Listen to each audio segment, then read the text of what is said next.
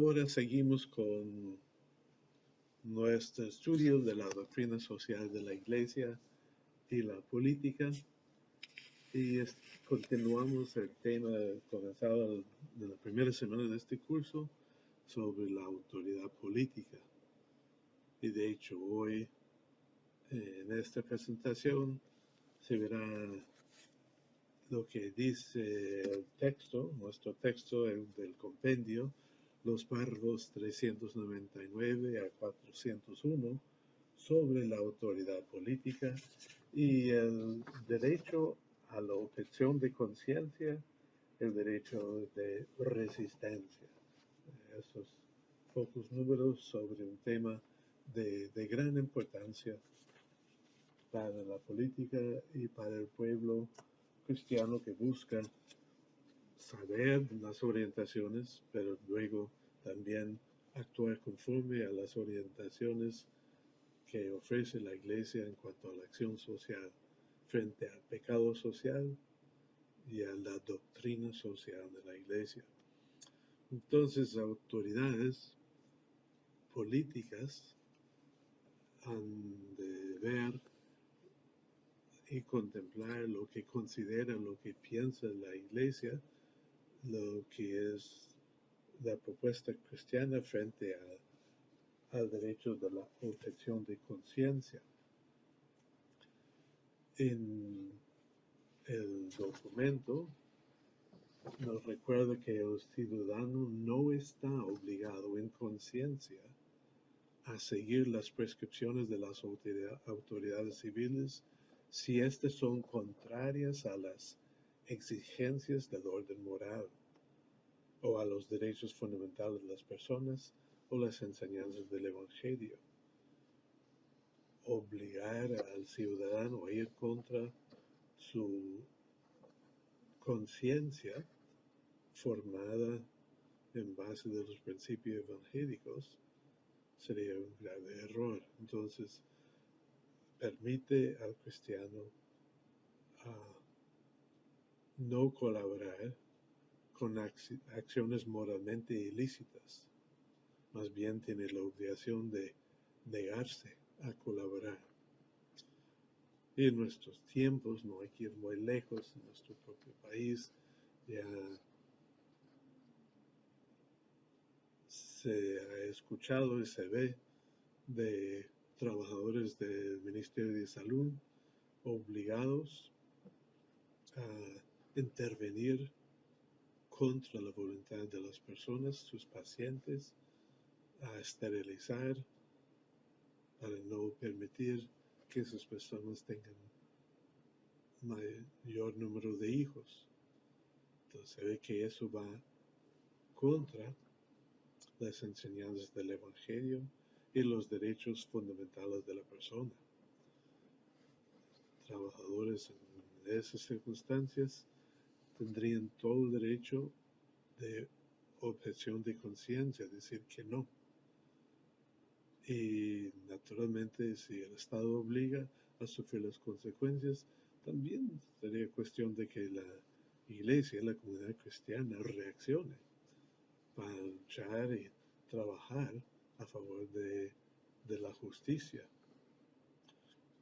La resistencia activa también es parte de lo que es no solo el derecho, sino el deber del cristiano frente a una situación inmoral. Es un grave deber de conciencia no prestar colaboración, ni siquiera formal, a las prácticas que, aun siendo admitidas por la legislación civil, están en contraste con la ley de Dios. Esa cooperación jamás puede ser justificada, ni invocando el respeto por la libertad de otros. Yo creo que muy probablemente esta parte de nuestra enseñanza, la doctrina social de la Iglesia, que de por sí es muy desconocido de parte del pueblo en general, esta parte de la objeción de conciencia y la resistencia activa son aún más desconocidos. No ignorados, sino absolutamente no conocidos. Reconocer que el derecho natural funda y limita el derecho positivo significa admitir que es legítimo resistir a la autoridad en caso que la autoridad viole grave y repetidamente los principios del derecho natural. Entonces, importante tomar esto en cuenta. Grandes líderes históricos y de los últimos tiempos que han practicado la resistencia activa. Tenemos el caso de Mahatma Gandhi, que sin utilizar la violencia ha resistido activamente y positivamente a favor de un mundo más justo según sus valores y criterios. También tenemos al Martin Luther King, gran pastor del Evangelio Bautista, y que ha luchado a favor de los derechos humanos, a favor de los derechos civiles, en contra del prejuicio y la segregación según la raza. Personas hay de una u otra nación, de una y otra época, pero yo creo que poca formación hemos dado y hemos promovido en cuanto a estos dos aspectos frente a la autoridad política.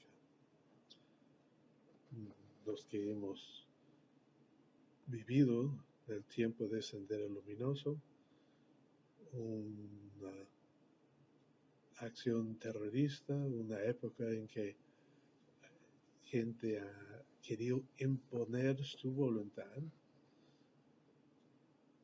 la resistencia activa ha costado la vida de muchas personas, laicas, religiosas y sacerdotes, que han luchado contra este mal. Pero también recordamos que es estructura injusta la que impone un sueldo no adecuado para la supervivencia humana. Recordamos que existe la violencia institucionalizada y que también es injusto. Al luchar y resistir objeción de conciencia frente a esta realidad, pues poco testimonio hemos visto. Naturalmente el pueblo, con la economía informal, buscando otro sendero, otra manera de atenderse, porque el gobierno, la política no ha respondido a sus expectativas, sus esperanzas, pues es para nosotros testimonio de que el pueblo es capaz, pero también nosotros tenemos el deber de formar la conciencia del pueblo en cuanto a los evangélicos, para que cada persona, cada grupo humano pueda responder libremente según su conciencia. Pero la formación nos corresponde a nosotros promover, asegurar. En el documento de Puebla recurro a esto para ayudarnos a tener una fuente del magisterio de las conclusiones del documento de Puebla. A partir del número 523 tenemos una animación a la formación en cuanto a la política, la autoridad política, la importancia de saber y informar al pueblo sobre su obligación a resistir activamente el mal y la objeción de conciencia. La tarea política fundamental se hace normalmente a través de grupos de ciudadanos, partidos políticos. Pero es importante recordar, hermanos, que como lo dice claramente en el número 523, ningún partido político, por más inspirado que esto esté en la doctrina social de la Iglesia, puede arrogarse la representación de todos los fieles, ya que su programa concreto no podrá tener nunca valor absoluto para todos. O sea, ningún partido político puede decir que actúa en nombre de la Iglesia o en cumplimiento de la doctrina social de la Iglesia, completamente. La política partidista es el campo propio de los laicos. Eso sí, nos lo asegura Gaudium et Spes número 43, pero corresponde a su condición laical constituir y organizar partidos políticos con ideología y estrategia adecuada para alcanzar sus legítimos fines. El laico encuentra en la enseñanza social de la Iglesia criterios adecuados a la luz de la visión cristiana del mundo. Por tanto, la jerarquía otorgará su solidaridad al laico, favoreciendo su formación y su vida espiritual. O sea, la formación del laico, cuyo campo propio es la política partidista, está por hacer. La formación cristiana del laico en cuanto a la doctrina social de la Iglesia, a sus deberes y sus derechos, es una tarea que queda por delante en muchos sentidos. Los pastores, por el contrario, puesto que deben preocuparse por la unidad, se despojarán de toda ideología político-partidista. No es que no tenemos el deber de ser personas que contribuimos y participamos de la vida política, pero participar desde un punto de vista partidista, identificarnos con un solo partido, cualquier que sea, puede condicionar sus criterios y actitudes a favor de la unidad. Tenemos no solo la libertad para evangelizar lo político con Cristo, más bien tenemos la obligación de hacerlo. Los sacerdotes, ministros de la unidad como el obispo y los diáconos deberán someterse a la idéntica renuncia personal. Si militan en política partidista, correrán el riesgo de absolutizarlo y radicalizarlo, dada la vocación a ser personas de lo absoluto. Pero en orden económico, social y principalmente en orden político, en donde se presentan diversas opciones concretas, el sacerdote como tal no le incumbe directamente la decisión, ni el liderazgo, ni tampoco la estructuración de soluciones. Corresponde principalmente es el campo propio del laico. El asumir una función directiva,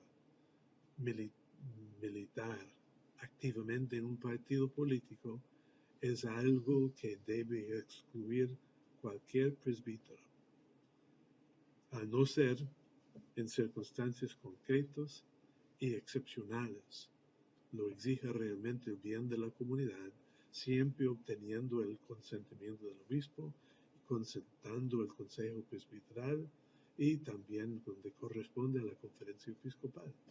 Vemos que no es un caso común, no es un caso corriente.